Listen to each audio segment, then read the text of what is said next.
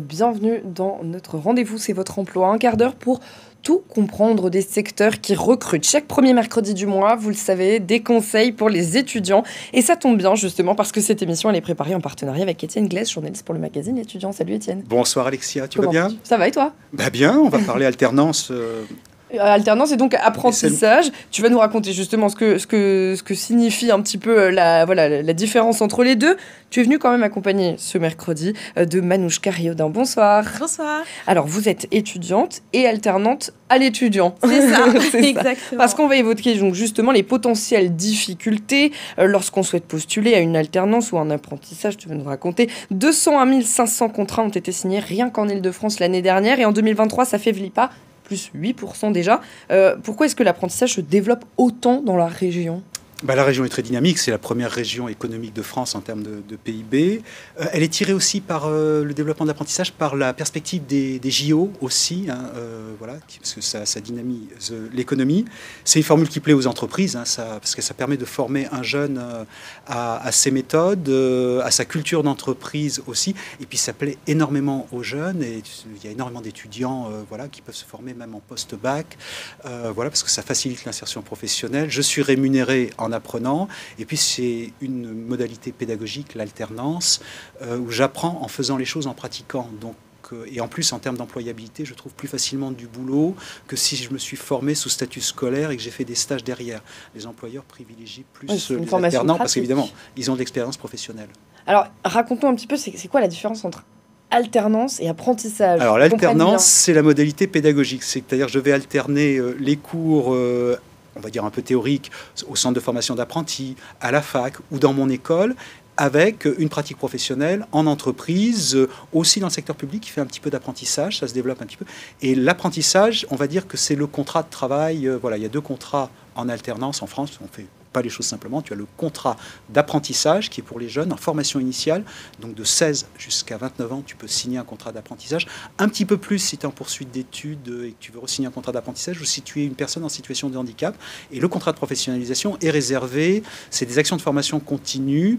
Là, il n'y a pas de limite d'âge. C'est-à-dire, je suis au chômage, il faut que je me reconvertisse, je vais faire un contrat de professionnalisation, par exemple, pour me former à un nouveau métier. Alors, est-ce que tous les métiers peuvent aujourd'hui se préparer en alternance? Oui, pratiquement tous aujourd'hui. Alors, les métiers ancestraux qui avaient vocation, qui se transmettaient de maître d'apprentissage à apprenti, bien sûr, on pense à des métiers de la construction, nos bâtisseurs de cathédrales, les couvreurs, les plombiers, les chauffagistes dont on manque tant aujourd'hui, ou les chaudronniers industriels dans l'aéronautique. Mais aujourd'hui, tu peux te préparer des diplômes de l'enseignement supérieur. Les métiers, tu peux être ingénieur par la voie d'apprentissage. C'est 25% des ingénieurs aujourd'hui qui se forment par la voie d'apprentissage. Tu peux devenir journaliste par la voie de l'apprentissage. J'ai essuyé les plâtres il y a très longtemps. Ou diplômé d'une école de commerce. Manager, tu peux devenir manager d'une grande école de commerce. À Paris, on a l'ESSEC, qui était la première en France à proposer son diplôme grande école par la voie de l'apprentissage il y a 30 ans. Et donc journaliste, Manouchka Riodin. Vous avez 22 ans, vous avez suivi des études à l'IET de Sceaux. Vous avez signé donc un contrat d'apprentissage avec l'étudiant. Vous travaillez au service coordination et logistique et vous vous formez à l'école PPA Business School. Est-ce que vous pourriez nous raconter un petit peu vos journées et vos semaines et vos mois? Alors, une journée chez l'étudiant, alors ça dépend.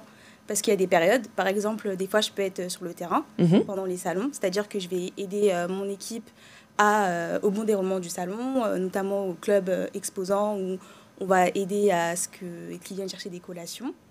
Et sinon, hors salon, je vais récupérer du contenu auprès des écoles pour les conférences et je vais les mettre en ligne et aussi passer les éléments que j'ai reçus au studio.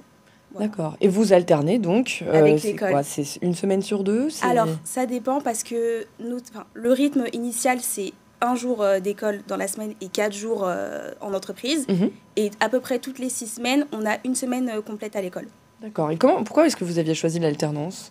Alors, j'ai choisi l'alternance notamment par rapport à la rémunération. Parce que quand on est étudiant, c'est vrai que c'est pas souvent facile. Et également parce que les écoles de commerce sont très coûteuses et je n'avais pas le budget pour me payer une école de commerce. Et alors, vous avez dû, j'imagine, faire des démarches pour postuler, pour candidater dans plusieurs entreprises. Comment ça s'est passé pour vous? Ça a été compliqué? Alors non, ça n'a pas été compliqué parce que mon site de référence, ça a vraiment été l'étudiant.fr et il faut savoir que j'ai postulé à plusieurs offres sur l'étudiant.fr et lorsque j'ai reçu du coup l'appel de l'étudiant, je ne savais même pas que c'était l'étudiant, que j'avais postulé à un poste pour l'étudiant en fait. D'accord. C'est quand j'ai reçu la confirmation de rendez-vous que j'ai compris que c'était pour l'étudiant. D'accord. Voilà. Bon, alors, est-ce que Manouchka a eu de la chance parce que Non, mais la chance, ça se favorise un petit peu. Oui, ça s'est fait un petit peu par hasard. Je ne connaissais pas l'anecdote. C'est très difficile, oui, de trouver un contrat. Et en plus, il faut trouver, quand on a une formation, souvent on trouve la formation avant l'entreprise, il faut trouver une entreprise où on va pouvoir pratiquer vraiment ce qu'on apprend à l'école. Bien sûr. Des fois, c'est compliqué parce qu'on peut se retrouver avec des missions. C'est pour ça qu'il faut vraiment regarder dans l'offre. Ensuite, quand on rencontre le recruteur, les missions qui vont nous être confiées, qu'elles sont en rapport avec la formation que je prépare. Parce qu'il arrive quelquefois qu'on se retrouve avec un job qui est très en dessous des qualifications qu'on va préparer. Mais de plus en plus, ça s'arrange un petit peu. Mais c'est vrai qu'aujourd'hui, il y a beaucoup d'apprentis.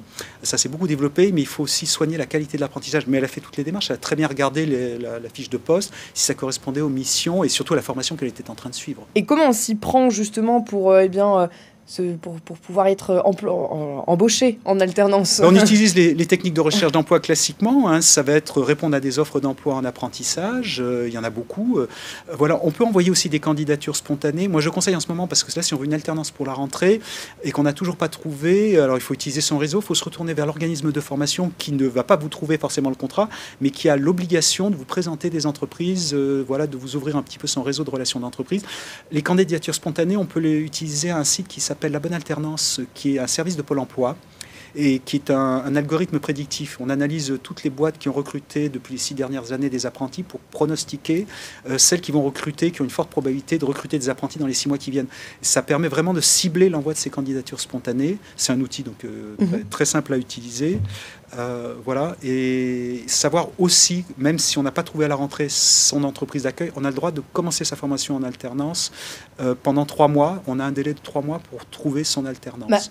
Manouchka, si vous deviez identifier des points positifs, des points négatifs dans l'alternance, qu'est-ce que vous appréciez, qu'est-ce qui est difficile? Alors moi, pour mon expérience, déjà mon équipe, extrêmement positif.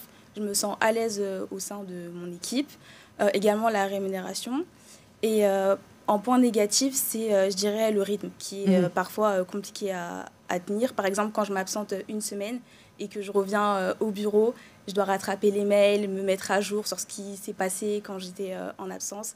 Et c'est vraiment ça que je dirais qui est compliqué. Oui, il faut quand même réussir à tenir le cap. C'est un rythme, l'alternance, c'est une double vie. Hein, c'est une boîte de formation hybride et les deux empiètent. Hein. Quand on revient de formation, le travail s'est accumulé et souvent... Mais c'est comme ça qu'on devient un grand professionnel aussi. Voilà, on a des journées longues. Merci beaucoup Manouchka Riodin de nous avoir expliqué un petit peu donc, votre alternance donc, à l'étudiant. Merci beaucoup. On va faire nos 3 petites annonces de fin d'émission. On va commencer peut-être par l'étudiant qui organise un live alternance le 8 juin. Eh bien oui, c'est demain, c'est à 17h30 sur le compte Instagram de l'étudiant. Et en guest star, on a Carole Grandjean, qui est la ministre en charge de l'apprentissage, de la formation et de l'enseignement professionnel, qui va répondre à toutes les questions des jeunes et des parents aussi sur l'alternance. Ce sera vraiment un live pratique comme on fait à l'étudiant. Voilà. Et puis alors l'étudiant qui ne manque pas de salon, qui donc tient son salon, trouver sa formation et son entreprise, ce sera le 24 juin, c'est à l'espace Champéret. Voilà, tu as tout dit, samedi 24 juin, de 10h à 18h, il y a des conférences sur l'alternance, entre autres, des organismes de formation, des écoles qui sont là, et des entreprises qui recrutent aussi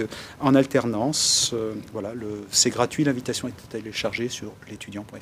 Et puis enfin, on en avait parlé la semaine dernière, on le redit parce que c'est, à mon avis, un grand forum. Hein, c'est le CIDJ qui organise demain donc, ce forum alternance au quartier jeune. Donc, au QJ, voilà, au quartier jeune, 500 offres en alternance demain, donc 4 places du Louvre, de 10h à 17h, de CAP à Bac plus 5, hein, voilà, dans la santé, le commerce, les métiers du sport, l'animation.